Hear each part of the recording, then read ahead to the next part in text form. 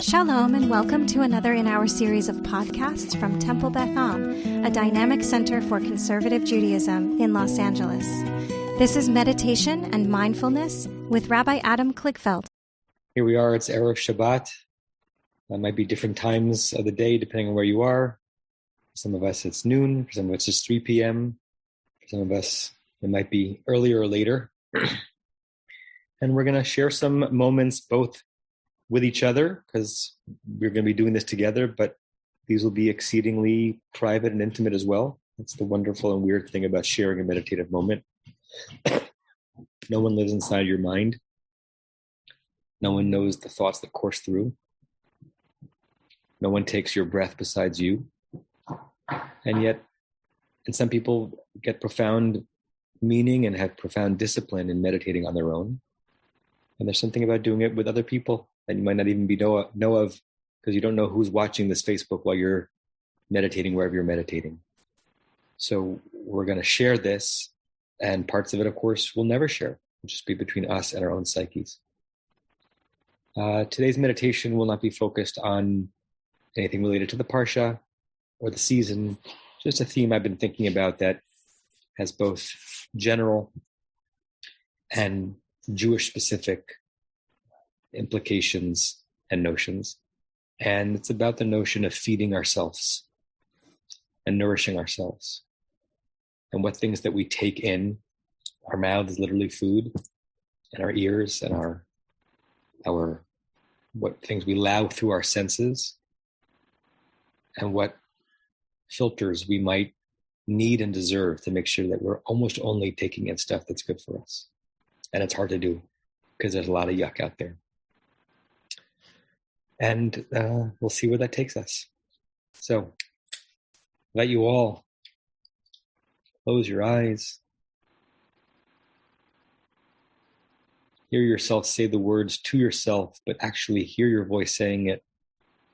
I'm giving myself a gift right now.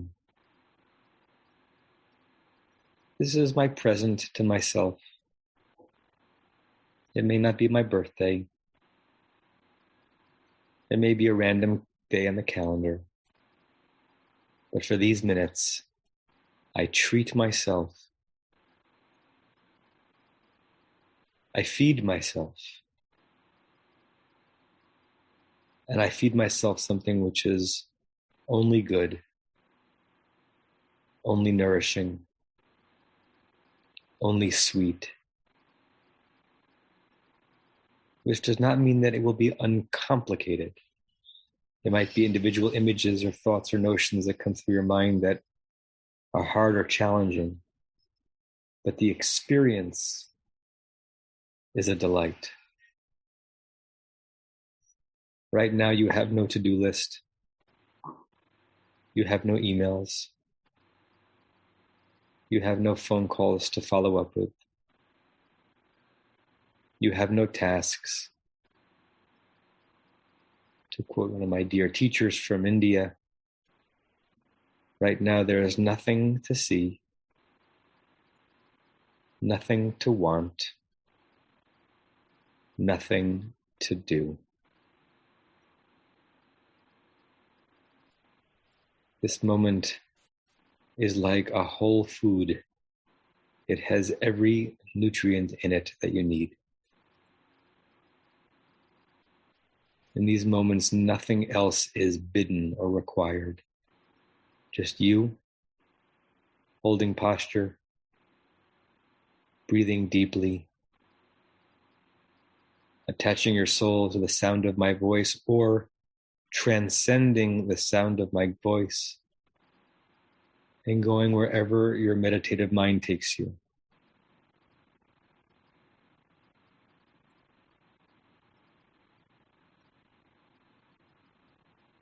Even if it doesn't mean changing positions, re-accept the position you are in with a sense of intentionality.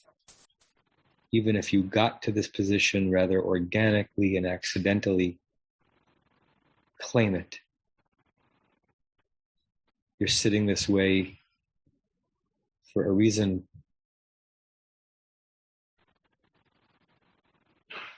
You're holding this position with great focus and awareness.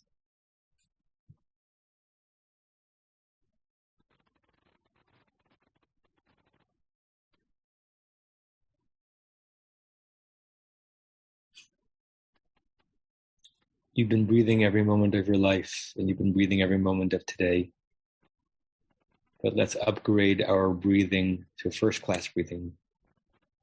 We move from the back of the plane, where everything is sort of accidental, to something much more luxurious.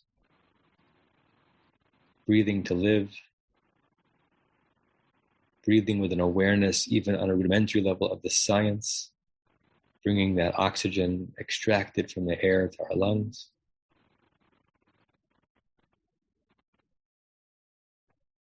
Breathing as we are drinking in life. Breathing with gratitude for breath. Oh, how grateful I am for breath.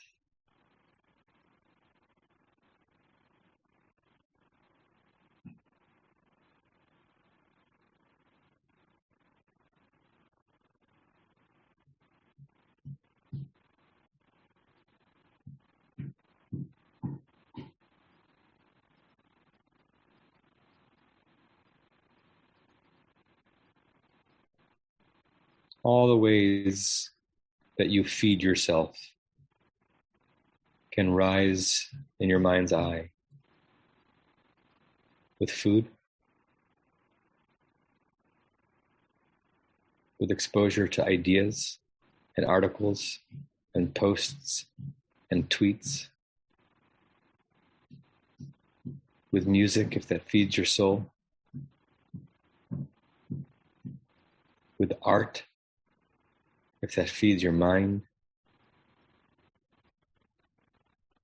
with presence and contact,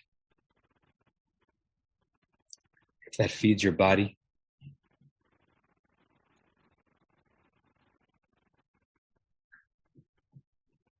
The word consumer is sometimes thought of as the opposite of something beautiful and spiritual, but rather transactional. But I want you to claim yourself as a consumer in the simpler sense. Consuming nutrients, consuming sound bites, consuming experiences, and turning that consumption into what your life is all about. And think of all that you consume, upon which you feed, that is nourishing. That when you have finished consuming it, or even while you are, you can hear your body and your soul and your system say, "Thank you, I needed that."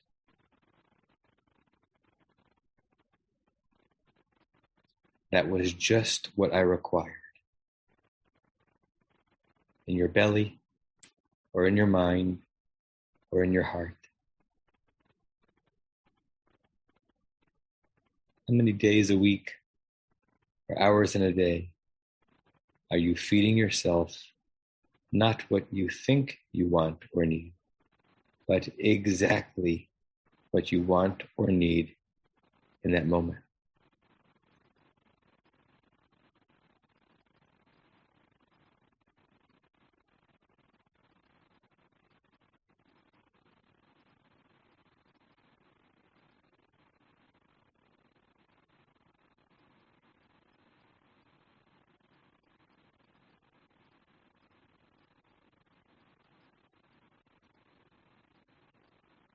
And now let your mind shift. What do you consume that you almost instantaneously regret? In any category. Hard to resist, but then also hard to digest. Tempting, It's so often troublesome, enticing, but then entangling.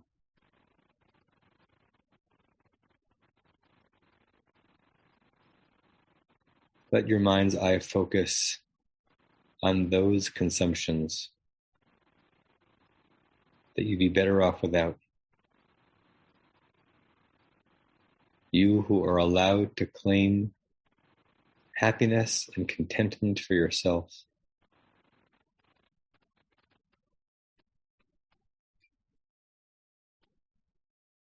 What or who would you be better off without?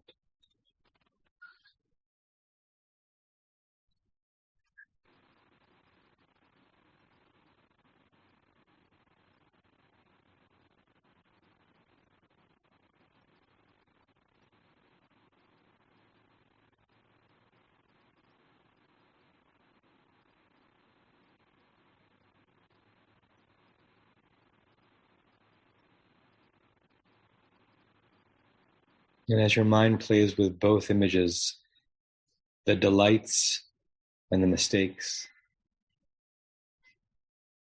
those things you take in that propel you forward, and those things that you take in that hold you back, continue to breathe a nourishing breath and identify the almost three-dimensional part or spot in your mind. You could almost graph it, where you see the beginnings of a kernel, of a resolve to almost only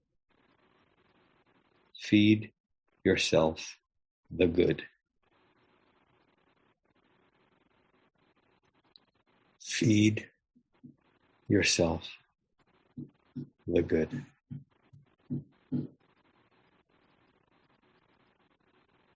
Feed yourself the good.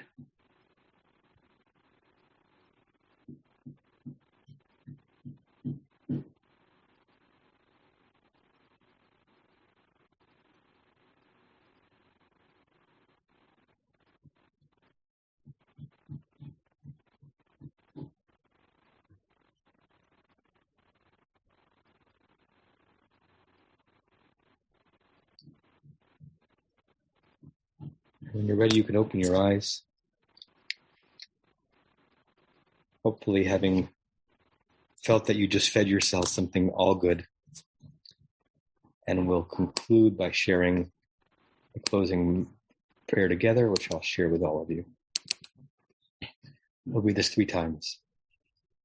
May we and all beings have happiness and the causes of happiness. May we all be free of suffering and the causes of suffering. May we all experience true happiness that has no taint of suffering. May we live in great equanimity, free from burdening attachment to loved ones and contempt for others, but rather with compassion for all. May we and all beings have happiness and the causes of happiness. May we all be free of suffering and the causes of suffering. May we all experience true happiness that has no taint of suffering. May we live in great equanimity, free from burdening attachment to loved ones and contempt for others, but rather with compassion for all. May we and all beings have happiness and the causes of happiness. May we all be free of suffering and the causes of suffering. May we all experience true happiness that has no taint of suffering. And may we live in great equanimity, free from burdening attachment to loved ones and contempt for others, but rather with compassion for all. I say to all of you on Zoom or on Facebook, Shalom and Shabbat Shalom and Namaste. See you soon. You have been listening to another in our series of podcasts from Temple Beth Am, a dynamic center for conservative Judaism in Los Angeles. If you enjoy these podcasts, we invite you to write a review on the Apple Podcast site or wherever you get your podcasts. For more information about Temple Beth Am Los Angeles, go to tbala.org.